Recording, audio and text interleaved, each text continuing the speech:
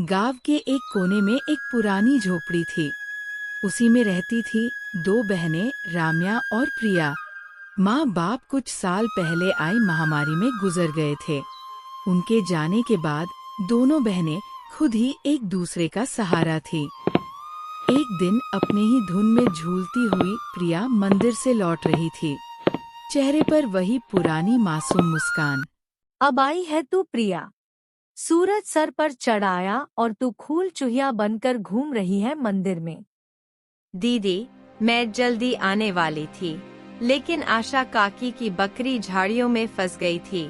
निकालने में थोड़ी देर हो गई। तेरा क्या है, तू तो सबकी मदद करती रहेगी, चाहे घर में चूल्हा जले या ना जले। दीदी, आप गुस्सा क्यों करती हो? माँ कहती थी, जो दूसरों के काम आए वही इंसान कहलाता है। माँ अब नहीं है प्रिया, और उनके कहे बातों की अब इस दुनिया में कोई मूल्य नहीं रही। अब कोई किसी के लिए कुछ नहीं करता। प्रिया चुप हो गई। उसके चेहरे पर हल्की उदासी थी। वो झोपड़ी के कोने में रखे उस लकड़ी के संदूक तक गई, जिसमें माँ की यादें अब भी सांस लेती थी। संदूक से निकाली हुई एक साड़ी प्रिया छू के अपनी दीदी से बोली, दीदी, जब यह साड़ी माँ पहनती थी ना, तब हमें देखकर मुस्कुराती थी। कहती थी, तुम दोनों एक दूसरे का सहारा बनना। प्रिया की बात सुनते ही राम्या का चेहरा नम हो गया और उसकी आंखें पल भर को भीग गई। लेकिन राम्या अपनी भावनाओं को छुपाते हुए प्रिया से बोली, मैं तुझसे सख्त हूँ प्रिया, क्योंकि मैं डरती हूँ। अगर तुझे भी एक दिन कुछ हो गया तो मैं अकेले कैसे जीऊंगी? इस दुनिया ने मुझसे सब छीन लिया है। मैं नहीं चाहती तू भी मेरी तरह कमजोर पड़ जाए, इसलिए तुझे मजबूत बना रही हूँ। दीदी, आप कमजोर नहीं हो, आप ही तो मेरी ताकत हो। अगर आप मेरा हाथ थामे रखो तो दुनिया की आंधी भी मुझे हिला नहीं सकती। प्रिया की बात सुनकर राम्या के चेहरे पर उसके माता पिता के जाने के बाद पहली बार हल्की सी मुस्कान आई। उसी समय गांव की पगडंडी पर 3 परछाइयां उनके झोपड़ी की तरफ बढ़ रही थी। सूरज, रूपा और उनका बेटा अमन। वह थे बहनों के सगे चाचा चाची।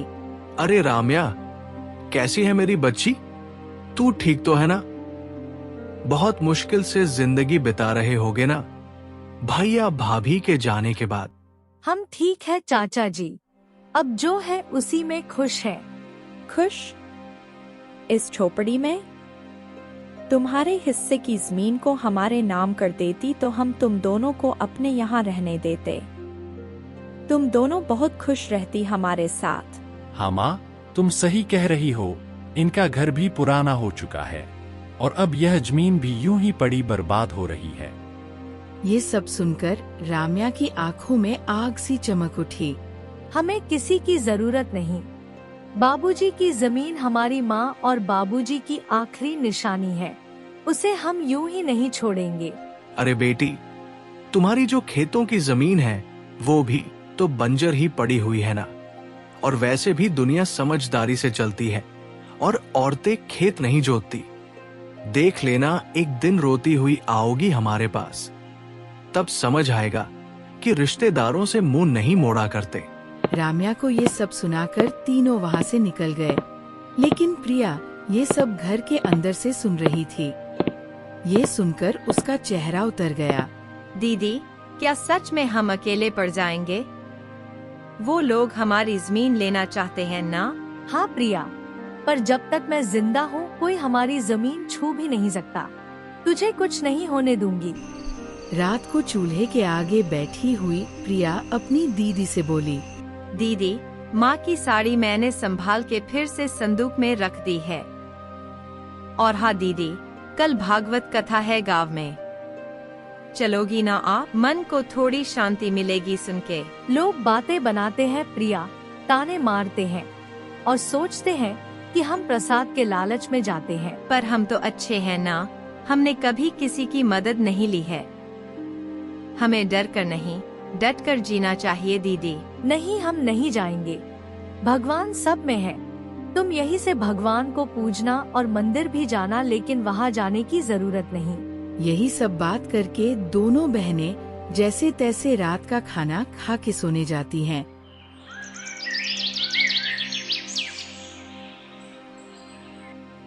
अगली सुबह दोनों बहनें अपनी जमीन को देखने जाती हैं, जिसमें दोनों बहनों ने मेहनत करके थोड़ी सी सब्जियां उगाई थी। दीदी, अच्छा हुआ कि माँ बाबूजी के जाने के बाद हमने यह जमीन बेचा नहीं।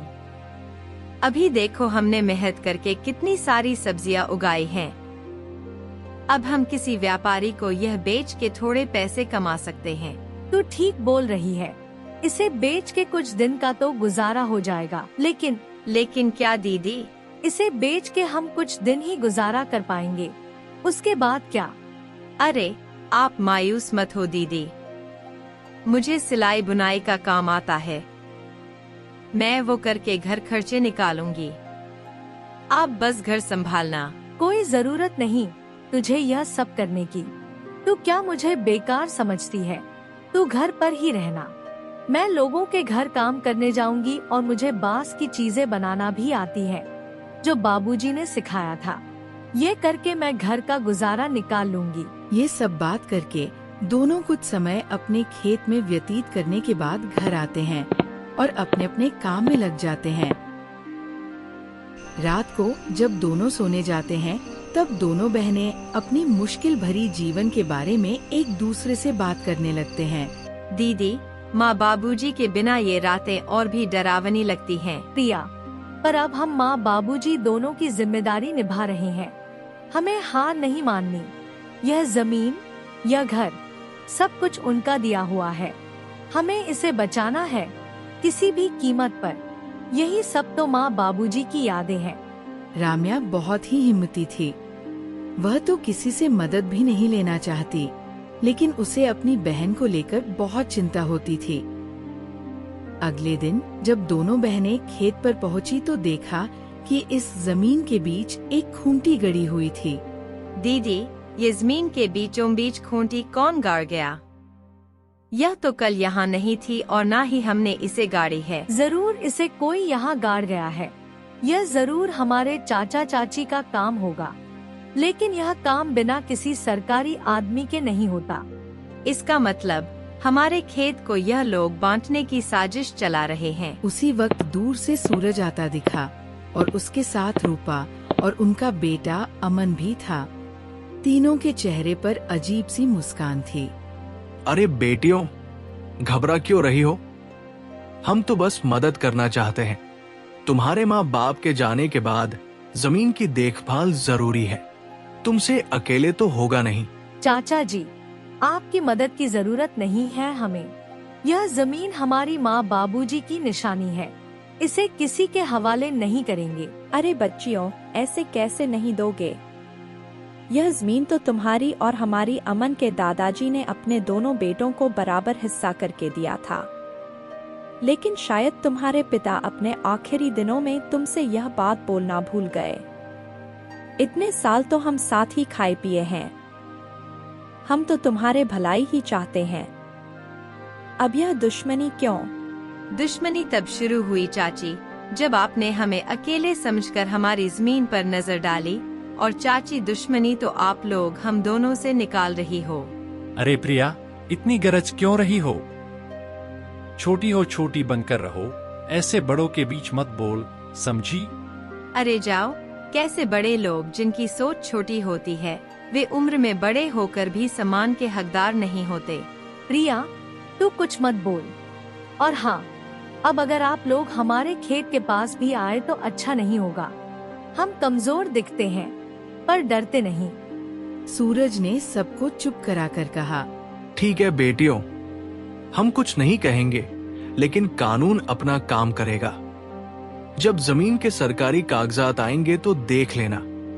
जब तुम्हारे नाम नहीं निकलेंगे तो खुद समझ जाओगी कि जमीन किसकी है। तीनों वहाँ से चले गए। राम्या और प्रिया कुछ देर तक खामोश खड़ी रही। दीदी, क्या वो सच में कागज बदलवा सकते हैं? कुछ भी कर सकते हैं प्रिया। लालच में आदमी अंधा हो जाता है। हमें किसी पर भरोसा नहीं करना चाहिए। अब हमें बहुत संभाल के रहना पड़ेगा। उसी दोपहर दोनों बहनें गांव के सरपंच के पास पहुंची। चौपाल में गांव वाले बैठे थे और वहां पहले से ही सूरज बैठा हुआ था। सरपंच जी, हम आपके पास न्याय मांगने आए हैं। हमारे चाचा चाची जमीन हड़पना चाहते हैं और शायद लेखपाल से मिलकर फर्जी कागज बनवा रहे हैं। हम अनाथ हैं, इसका मतलब यह नहीं कि हम बेबस हैं। हमें अपनी माँ बाबूजी की जमीन किसी हाल में नहीं देनी। कृपया आप हमारी मदद करें। सूरज, अगर यह सच है तो यह गांव की मर्यादा के खिलाफ है। परिवार के नाम पर ठगी करना यहाँ नहीं चलेगा। सरपंच जी, ये लड़कियां हमें बदनाम कर रही है। हम तो बस जमीन की चिंता कर रहे हैं। इन दोनों बच्चियों को क्या पता ये जमीन के बारे में। ये जमीन के बारे में तो इनके पिता और मैं ही जानते थे। मेरा भाई तो अब इस दुनिया में नहीं रहा, इसीलिए अब मुझे ही तो सब कुछ देखना पड़ेगा। गांव वालों में फुसफुसाहट होने लगी। हमने इन बच्चियों को बचपन से देखा है, यह झूठ नहीं बोल सकती। सूरज के मुंह में राम, बगल में छुरी, हम सब समझते हैं इसके बारे में। सरपंच ने इस बात को अगले दिन पंचायत में विस्तार से निकालने की बात की और फैसला अगले दिन देने की बात कही। बहनों की आंखों में पहली बार उम्मीद की चमक थी।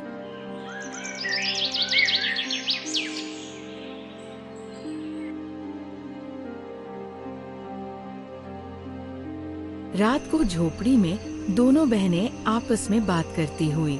दीदी, क्या कल हमारा साथ देंगे गांव वाले? देखते हैं क्या होता है। मुझे किसी पर भी भरोसा नहीं रहा है। आखिर माँ बाबूजी के जाने के बाद मदद ही कहा कि किसी ने हमारी। हमें बस भगवान पर भरोसा रखना होगा। माँ बाबूजी तो नहीं है, पर उनका आशीर्वाद जरूर है हमारे साथ। आप देखना दीदी, हमारे साथ कुछ बुरा नहीं होगा। रात गहरी हो चली थी। दूर कहीं उल्लू की आवाज गूंजी और हवा में कुछ सिसकियां थी और उन सिसकियों में प्रिया की भी सिसकियां शामिल थी। दोनों बहनों को चिंता की वजह से नींद भी नहीं आ रही थी। दीदी, विश्वास ही नहीं होता है ना कि हम अब अकेले हैं। कभी कभी तो ऐसा लगता है कि बाबूजी अचानक आएंगे और मुझे गले लगा लेंगे। हाँ प्रिया, मुझे भी उनकी कमी खटकती है, लेकिन तू चिंता मत कर, मैं हूँ ना। जब तक मैं जिंदा हूँ तुझे किसी चीज की कमी नहीं होने दूंगी। लेकिन दीदी, जब माँ बाबूजी गए तब सब ने कहा था हम हैं तुम्हारे साथ। फिर धीरे धीरे सब दूर होते गए। चाचा चाची तो जैसे बस हमारे हिस्से की जमीन के लिए ही हमारे करीब थे। राम्या की आंखों में आंसू थे, लेकिन उसने उन्हें छुपाया। उसे अपनी बहन के सामने कमजोर नहीं पड़ना था। दुनिया बहुत चालाक है प्रिया। रिश्ते अब खून से नहीं, धन दौलत से बनते हैं। लेकिन हम भी अब चुप नहीं रहेंगे। अगर हमें अपने अधिकार के लिए लड़ना पड़े तो लड़ेंगे।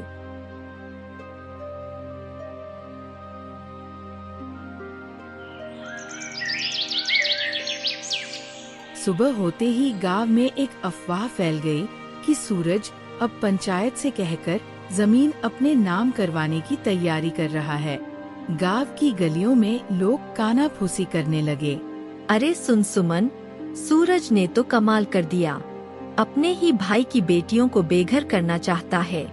हाँ दीदी, कैसा रिश्तेदार है, अपने ही भतीजियों को बेघर करने में तुला हुआ है।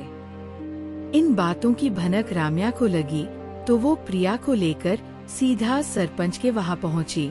सरपंच जी, हमें आपसे इंसाफ चाहिए था। मेरे माँ बाबूजी की जमीन पर मेरे चाचा जबरदस्ती का दावा कर रहे हैं और आप लोग उनका साथ दे रहे हैं। मुझे आपसे यह उम्मीद नहीं थी। हम कोई अबला नहीं है। हम ऐसे चुप नहीं रहेंगे सरपंच जी। ऐसे कैसे कोई भी आकर हमारी जमीन हड़प लेगा। थोड़े समय बाद सूरज, रूपा और अमन भी वहाँ पहुँच गए और वहाँ पर नाटक करने लगे। सरपंच जी, हम तो बस इनकी भलाई चाहते हैं। भाई की मौत के बाद हमने ही इन्हें पाला है, आप तो ये अच्छे से जानते हैं। और अब जब लड़कियां बड़ी हो गई तो हमें बदनाम कर रही है। जरा सोचिए, क्या यही इंसानियत है? राम्या बेटी, तुम्हारे चाचा तो ठीक कह रहे हैं। तुम लोग तो एक ही परिवार के हो, परिवार के बीच यह झगड़ा क्यों? वैसे भी सरकारी कागजात के हिसाब से तुम्हारी जमीन में इनका भी हक है। ऐसे कैसे सरपंच जी? ये लोग हमारी मजबूरी को देखकर हमारा फायदा उठाने आए हैं। यह कोई परिवार नहीं है, यह बस जमीन के लालच में परिवार होने का दिखावा कर रहे हैं।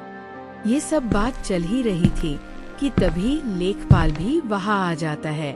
हरिश्चंद्र की जमीन कानूनी तौर पर सिर्फ उनकी नहीं है, इसमें उनका भाई सूरज का भी हिस्सा है। ऐसे कैसे?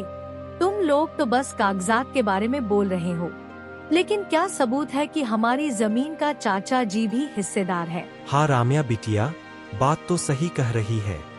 तुम लोग कुछ पुख्ता सबूत भी पेश करो, तब जाके पंचायत बुलाकर सही फैसला ले पाऊंगा। ग्राम प्रमुख के मुंह से ये सुनने के बाद सूरज, रूपा और अमन थोड़ा हताश जैसे नजर आए और वे लोग वहाँ से निकल गए।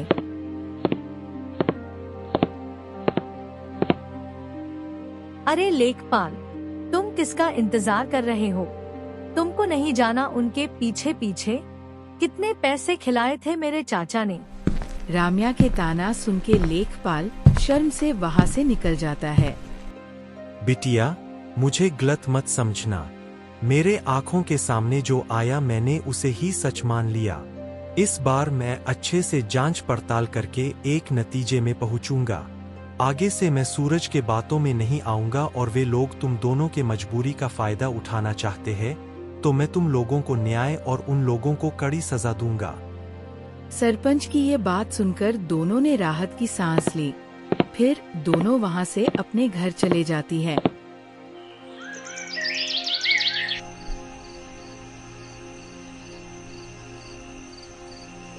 रात होते ही फिर से दोनों बहनें चारपाई पर बैठकर बात करने लगती है। दीदी, आपको क्या लगता है कि हमारी जमीन हमारे पास रहेगी या फिर हमारे कपटी चाचा चाची को मिलेगी? हाँ प्रिया, मैं भी वही सोच रही हूँ। उन लोगों का कोई भरोसा नहीं। वे लोग इतने लालची हैं कि हमारे साथ कुछ भी कर सकते हैं। माँ बाबूजी के जाने के बाद उन लोगों ने अपना असली रंग दिखाना शुरू कर दिया है। यही सब चिंता में दोनों बहनों ने मुश्किल से अपनी रात काटी।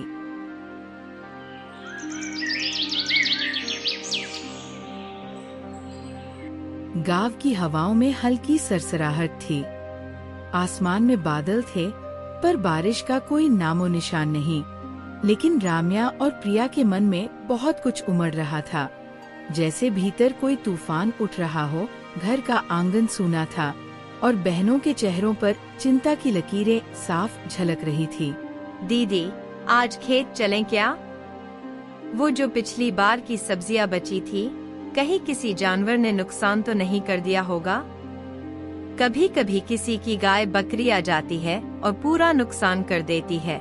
हाँ प्रिया, चलो खेत को देखने से मन भी हल्का हो जाता है और बाकी बची हुई सब्जियां बेचने के लायक हो गई कि नहीं साथ में देख लेंगे। लेकिन मुझे एक बात को लेके चिंता है। गाय बकरी का तो पता नहीं, बस कोई इंसान हमारे खेत को नुकसान ना पहुंचाए।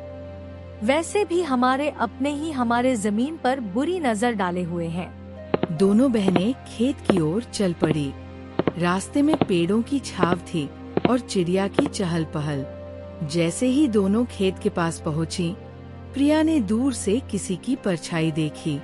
दीदी, वह देखो, वह अमन ही है ना?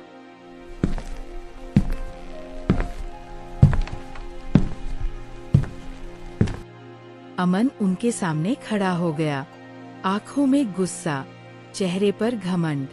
वो वही दोनों बहनों का रास्ता रोककर उनसे बात करने लगा। बहुत घमंड आ गया है तुम दोनों में। पहले जब हम साथ में रहते थे तब तुम दोनों बहुत मासूम बनने का नाटक कर रहे थे और जुबान भी नहीं खोलती थी, लेकिन अब जैसे गांव की मालकिन बन गई हो तुम लोग। अमन भैया, हमने किसी से कुछ छीना नहीं है, बस जो हमारा हक था वही लिया है। हम आज भी किसी से बैर नहीं रखते और ना ही पहले किसी से मेहरबानी लिए थे। तुम लोगों को लगता है कि इतनी आसानी से सब कुछ ले लोगी? यह सब मेरे बाबा की जमीन है। पहले तो प्यार से हमारे साथ रहने को बोल रहे थे तुम लोगों से, लेकिन अब देखना एक एक चीज छीन लूंगा तुमसे। तुम दोनों को ऐसा सबक सिखाऊंगा कि जिंदगी भर याद रहेगा। प्रिया अमन की धमकी से थोड़ा डर गई और डरते हुए राम्या से बोली, दीदी, इसने फिर धमकी दी है। आप कुछ बोलो ना, ऐसे कैसे यह हमसे सब कुछ छीन लेगा। बहुत हो गया प्रिया, कोई जरूरत नहीं इसके साथ झगड़ा करने की। मैं भी देखती हूँ कौन हमसे क्या छीन लेता है। और हाँ अमन, तुम यहाँ से चले जाओ, नहीं तो हम पंचायत में जाकर बोल देंगे कि तुम हमें अकेले देख धमकी दे रहे हो। हाँ जा रहा हूँ, लेकिन हाँ राम्या, तुम बहुत ज्यादा ऊपर उड़ रही हो, संभाल के रहना, कब नीचे गिरेगी पता ही नहीं लगेगा। ऐसे ही अमन दोनों को धमकी देकर वहाँ से चला जाता है। अमन की धमकी भरी बातें सुनकर दोनों थोड़े मायूस हो जाती है।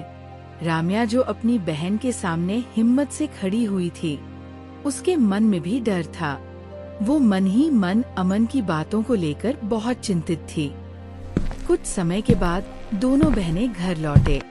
घर लौटकर दोनों बहनें चिंता में डूबी हुई थी। रोज की धमकी और षड्यंत्र ने दोनों के जीवन में बहुत सारे चिंता और दुख ला दिया था। दीदी, ये लोग हमारे पीछे क्यों पड़े हुए हैं? हमने किसी का क्या बिगाड़ा है? हमारे चाचा के पास तो सब कुछ है। वो लोग हमसे अच्छी जिंदगी जी रहे हैं, फिर भी वे लोग हमारी जमीन हड़पना चाहते हैं। इंसान की लालच कभी खत्म नहीं होती प्रिया। भले ही इंसान के पास सब कुछ हो, फिर भी इंसान और चाह के लालच में या तो दूसरे का नुकसान करते हैं या अपनों का ही नुकसान करते हैं। हम तो इनके खिलाफ कोई बड़ी कदम भी नहीं रख सकते। उनके कर्मों का फल उन्हें भगवान जरूर देंगे। ऐसे ही कुछ दिन बीत जाते हैं। एक दिन अचानक सूरज के चावल के मिल में किसी कारण आग लग जाती है। जब दोनों बाप बेटे को ये खबर मिली तो वे दौड़ते हुए वहाँ पहुँचे। मिल के बाहर लोगों की भीड़ जमी हुई थी, लेकिन गांव वालों ने पहले से ही आग बुझा दिया था। सूरज और उसके बेटे को देख गांव वाले कानाफूसी करने लगे। अरे, यह आग ऐसे ही नहीं लगी। यह तो सूरज और उनके परिवार के किए गए बुरे कर्मों का नतीजा है। उन्होंने बिन माँ बाप की दोनों लड़कियों को बहुत परेशान किया था। अब देखो क्या हुआ इनके साथ। हाँ भाई, बिल्कुल सही कह रहे हो। मैं भी वही सोच रहा था। भगवान बुरे कर्मों का सजा इंसानों को जरूर देता है। भगवान के घर देर है, लेकिन अंधेर नहीं। गांव वालों की बात सुनकर दोनों बाप बेटे गंभीर चिंता में चले गए। राम्या और प्रिया के प्रति उनका जो व्यवहार था, वो सोच के सूरज को बुरा लगने लगा। तभी दूसरे गांव का एक जमींदार आया, जिसके साथ सूरज ये चावल के मिल का व्यापार करता था। अरे ओ सूरज, मिल में तो आग लग गई। मेरे पैसे तो सारे डूब गए। तेरे भरोसे मैंने तेरे जमीन में मिल खुलवाकर व्यापार किया था। अब तो मेरे नुकसान का भरपाई तुझे ही करनी होगी। सेठ जी, पता नहीं ये हादसा कैसे और क्यों हुआ, लेकिन आप निश्चिंत रहें, मैं कुछ ना कुछ करूंगा। आप मुझे थोड़े मोहलत दे दो बस। अरे कैसी मोहलत? तेरे साथ व्यापार किया वही तेरे लिए बहुत मदद हो गई। अब मैं तेरे लिए कुछ नहीं करूंगा। मुझे मेरे पैसे वापस कर और उसके बाद तू अपने रास्ते, मैं अपने रास्ते। सेठ जी, आप ऐसा मत कीजिए। इस मुसीबत के घड़ी पे आप यूं मुंह मत फेरिए। मैं कुछ भी नहीं जानता, मुझे बस मेरे पैसे चाहिए। बहुत मदद कर चुका तुम लोगों की।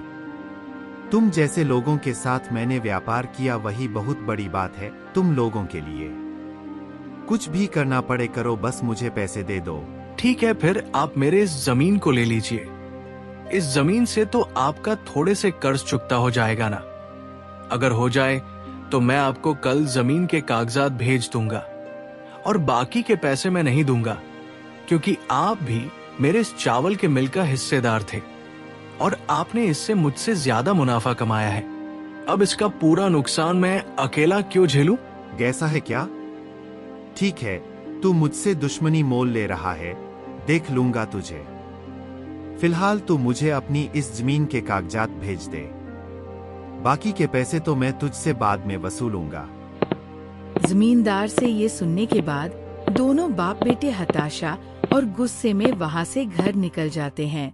घर जाकर सूरज अपनी पत्नी से आज के दुखद हादसे के बारे में दुखी मन से बताता है। अरे भाग्यवान, हमारे साथ ये क्या हो गया। हम तो पल भर में बर्बाद हो गए। पूरा कारोबार, जमीन, सब कुछ छीन गया। अब तो बस ये घर ही बचा हुआ है। मुझे पता है ये सब भगवान ने हमारे बुरे कर्मों का फल दिया है। जी, आप ऐसे मायूस मत हो, कुछ रास्ता होगा। हम ऐसे कैसे बर्बाद हो गए? और हाँ, आप तो वो दूसरे गांव के जमींदार के साथ व्यापार करते थे ना, उनसे मदद मांगिए ना, वो तो कुछ मदद कर देगा। अरे कैसी मदद माँ, वो आदमी मदद करेगा। अरे मदद छोड़ो, उसने हमारे चावल के मिल के जमीन को भी हड़प लिया। अरे यह क्या कह रहा है तू? अगर किसी से मदद नहीं मिली तो हम क्या करेंगे इस मुसीबत के घड़ी में? छोड़ो भाग्यवान, जो हुआ है वो सब अपने ही बुरे कर्मों का नतीजा है। तुम खुद ही सोचो, हमने मेरी दोनों भतीजियों को कितना दुख दिया है, उसी का पाप लगा है हमें। हाँ माँ, बाबूजी बिल्कुल सही कह रहे हैं। हमने पाप किया है। हमें अब इसी दुनिया में पापों का फल भुगतना पड़ेगा। पता नहीं बिना पैसों के अब यह घर कैसे चलेगा। हाँ अमन बेटा, तू सही बोल रहा है। अब हम ये घर कैसे चलाएंगे? हमें तो गांव में कोई मदद भी नहीं करेगा। राम्या और प्रिया के ऊपर किए अन्याय के लिए गांव वाले भी हमसे नाराज हैं। ऐसे तो हम सड़क पर आ जाएंगे। ये सब बात करके तीनों बहुत उदास हो जाते हैं और तभी इस उदासी भरी माहौल में रूपा बोल पड़ती है। ये जी, मेरे मन में एक विचार आया है। क्यों ना हम राम्या और प्रिया के पास जाकर उनसे मदद मांगे और साथ में उनसे हाथ जोड़ के माफी भी मांग लेंगे। मदद? कैसी मदद माँ? वे दोनों हमारी कैसे मदद करेंगी? उनके पास तो मदद करने के लिए कुछ भी नहीं है और ना ही वे मदद करेंगी। आखिर इतना दुख जो दिया उनको हमने। अरे क्या बोल रही हो तुम? पागल हो गई हो क्या? कितना परेशान किया है उनको। अब किस मुंह से जाऊंगा उनके पास मदद मांगने? और वे तो खुद ही कितनी मुश्किल से जी रहे हैं। हमारी क्या मदद करेंगे वे? अरे आप लोग थोड़े शांत हो जाइए। हम उनसे पहले दिल से हाथ जोड़कर माफी मांगेंगे और उसके बाद हम उनके जमीन पर खेती करने की इजाजत मांगेंगे और खेती का जो भी मुनाफा होगा उनको भी आधा देंगे और हमारा भी जैसे तैसे गुजारा हो जाएगा। और हाँ, मैं इस बार लालच में नहीं बोल रही हूँ, मैं बुरी परिस्थितियों के चलते बोल रही हूँ। तुम बात तो ठीक ही कर रही हो।